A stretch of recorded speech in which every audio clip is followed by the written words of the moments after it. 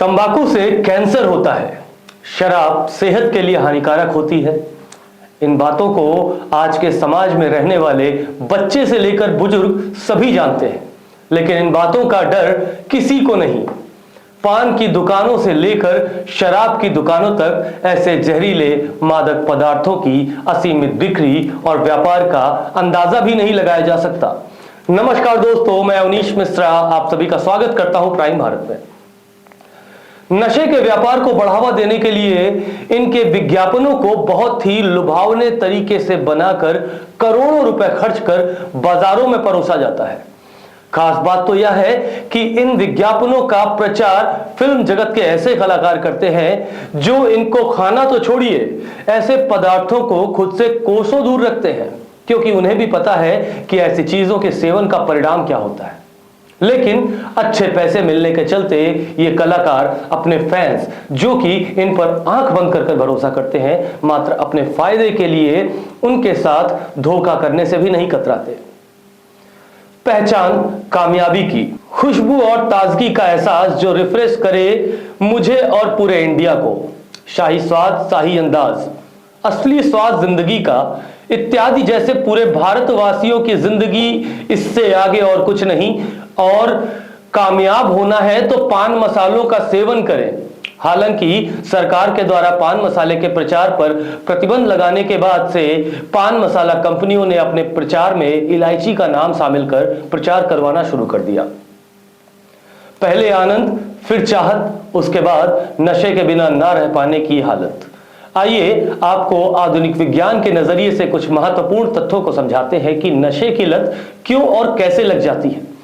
इन तथ्यों को समझना इसलिए भी जरूरी है क्योंकि आज के समाज में एक बड़ी बीमारी, एक महामारी के रूप में फैल चुके नशे को समझने और छोड़ने में मदद मिल सके।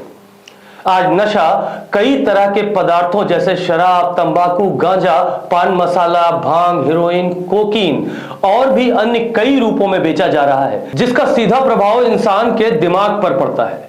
नशीले पदार्थों में पड़ा घातक रसायन दिमाग के कुछ महत्वपूर्ण हिस्सों को प्रभावित करता है, जिससे शरीर की बाकी नसें शिथिल हो जाती हैं, जिसको इंसान नशे के आनंद और अनुभूति समझता है, लेकिन वास्तविकता में वो खुद को एक दर्दनाक मौत की तरफ ढकेल रहा होता है।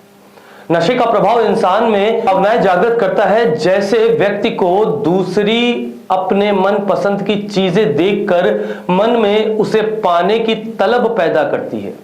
लेकिन नशे की ये भावनाएं बाकी चीजों की तुलना में अत्यधिक प्रबल होती हैं।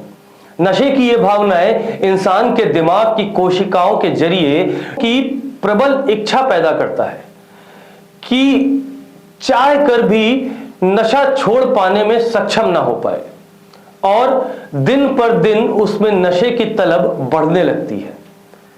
नशीले पदार्थ इंसान के दिमाग पर ऐसे हावी हो जाते हैं कि व्यक्ति का खुद के शरीर और दिमाग पर काबू नहीं रहता और सांसें धीमी होने लगती हैं।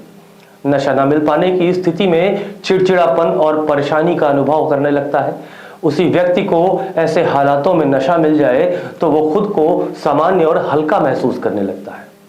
इसे ही नशे की लत कहा जाता है।